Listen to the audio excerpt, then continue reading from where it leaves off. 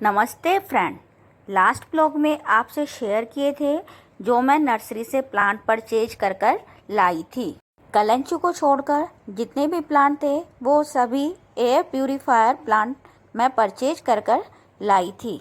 यदि आप भी नर्सरी से प्लांट परचेज कर लाने की सोच रहे हैं या लेकर आए हैं तो ये वीडियो आपके लिए बहुत ही हेल्पफुल होने वाली है, क्योंकि इस वीडियो में हम देखेंगे कि नर्सरी से प्लांट को लाने के बाद हमें कौन कौन सी प्रिकॉशन रखनी है, साथ ही हमें अपने प्लांट को रिपोर्ट करते समय कौन कौन सी सावधानी रखनी है, हमें सॉइल मिक्सचर किस तरह का बनाना है, क्योंकि सॉइल मिक्सचर होता है वो प्लांट के लिए बैकबोन का काम करता है।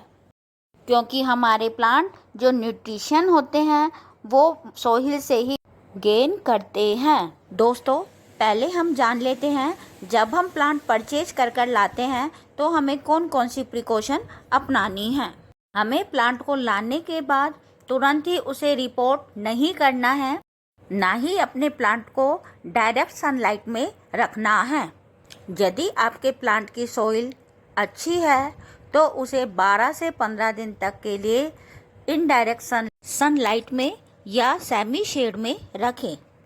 तो दोस्तों, सॉइल मिक्सचर हमेशा वेल ड्रेन होना चाहिए। सॉइल मिक्सचर को हमें बनाते समय यह ध्यान रखना है कि हमें अपने प्लांट को इंडोर रखना है या हमें अपने प्लांट को आउटडोर रखना है। इन प्लांटों को लगाने के लिए मैंने यहाँ पर पुरानी अपनी गमलों की सॉइल ली है, साथ ही मैंने यहाँ पर लिया है काउडंग कंपोस्ट। ध्यान रखें, जब भी आप काउडंग कंपोस्ट या लीफ कंपोस्ट लें वो पूरी तरह से डिकम्पोज होना चाहिए। साथ ही मैंने यहाँ पर लिया है लीफ कंपोस्ट, साथ ही मैंने यहाँ ली है राइस हस्क। ये जो हम राइस हस्क यूज करते हैं कोशिश करें कि उसको कार्बनाइज कर लें।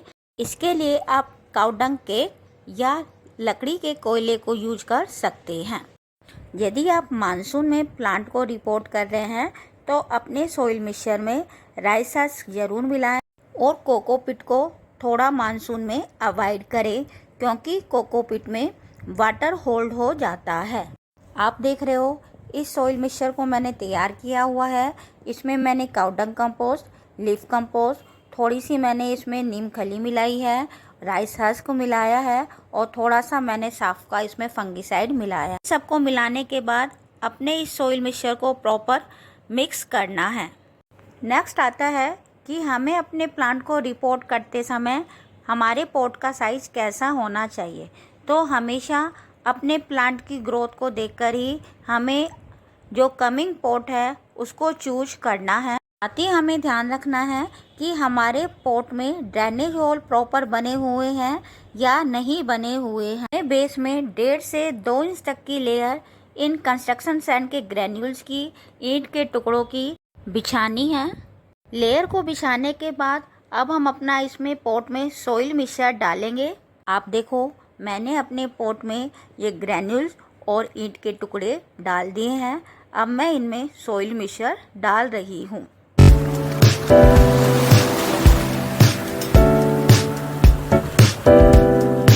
हमें अपने पॉट को सॉइल मिक्सचर से स्टार्टिंग में पूरी तरह से फिल नहीं करना है। प्लांट को हमें रिपोर्ट करना है, हमें उसका रूट सिस्टम भी चेक करना है कि उसकी रूट्स कहाँ तक फैली हुई हैं। ये जो आप रबड़ प्लांट देख रहे हैं, आप इसके रूट्स को देख सकते हो कि इसकी रूट्स पॉट के बाहर तक भी आ रही हैं।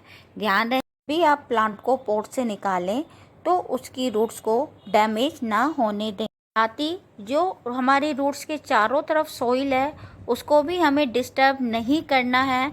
साइड साइड से हमें अपने प्लांट की जो सॉइल है उसको रिमूव करना है, अदरवाइज हमारा प्लांट शॉक में जा सकता है।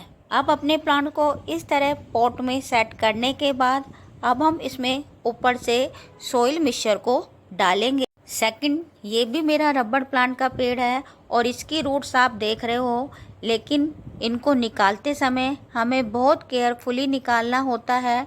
उस समय हमें प्रॉब्लम आती है जब रूट्स हमारे पॉट के बाहर तक निकली हुई होती हैं, तो हमें उसे बहुत केयरफुली और धीरे धीरे अपने प्लांट को पॉट से रिमूव करना है। इसकी सॉइल भी आप देख रहे हैं कि यह भी लाल सॉइल में लगा हुआ है और इसकी मैंने साइड साइड से सॉइल को रिमूव कर दिया है। अगर हम अपने प्लांट की सारी सॉइल रिमूव करने के बाद प्लांट को रिपोर्ट करेंगे तो हमारे प्लांट के ख़राब होने के चांस बढ़ जाएंगे। साथ ही अगर हमारा प्लांट लगता भी है तो उसको रिकवर होने में काफ़ी टाइम लग जाएगा।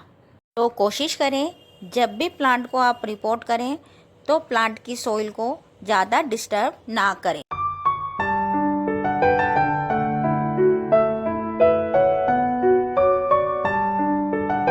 ये जो रबर प्लांट होते हैं एयर प्यूरीफायर प्लांट होते हैं। ये हमारे घर के पोल्यूशन को कम करते हैं और यह इंडोर प्लांट है, इजी टू मेंटेन प्लांट है। यह पाम का प्लांट है। यह पाम प्लांट की ड्वार्फ वैरायटी है। ये भी एयर प्यूरीफायर प्लांट है। यह भी रेड सॉइल में लगा हुआ है और आप ये देख रहे हो इसके रूट को भी मैं ज़्यादा डिस्टर्ब नहीं कर रही हूँ। साइड साइड से मैं सॉइल को रिमूव कर रही हूँ। तो ये प्लांट एयर प्यूरीफायर तो हैं, साथ ही ये हमारे घर में पॉजिटिव वाइब्स को भी लाते हैं।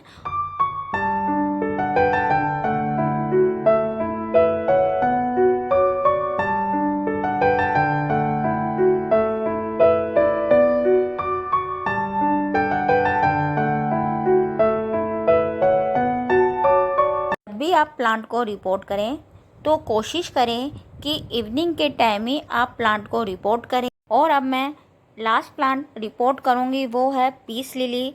यह नासा से अप्रूव प्लांट है जो कि हमारे पॉल्यूशन को एब्जॉर्ब करता है और एयर को प्यूरीफाई करता है। इसमें बहुत सुंदर फूल आते हैं। यह भी पूरी तरह से इंडोर प्लांट है। दोस्तों जब भी अपने पॉट से प्लांट को निकालें केयरफुली निकालें, उनको झटके से ना निकालें, धीरे धीरे प्रेस कर कर उन प्लांटों को निकालें। आप इसका रूट सिस्टम देख सकते हो, इसकी रूट भी पूरी तरह से बाउंड हो रही है। मैंने इन चारों प्लांटों की रिपोर्टिंग कर दी है। अब फर्स्ट टाइम मैं इनमें पानी इतना दूंगी कि इनका पानी ड्रेनेज होल से बाहर निकलने लगे। दोस्तों अब शाम हो रही है और मैं इनको पूरी रात बाहर छत पर ही रहने दूंगी और मॉर्निंग में इन प्लांटों को इंडोर शिफ्ट कर दूंगी। Thanks for watching.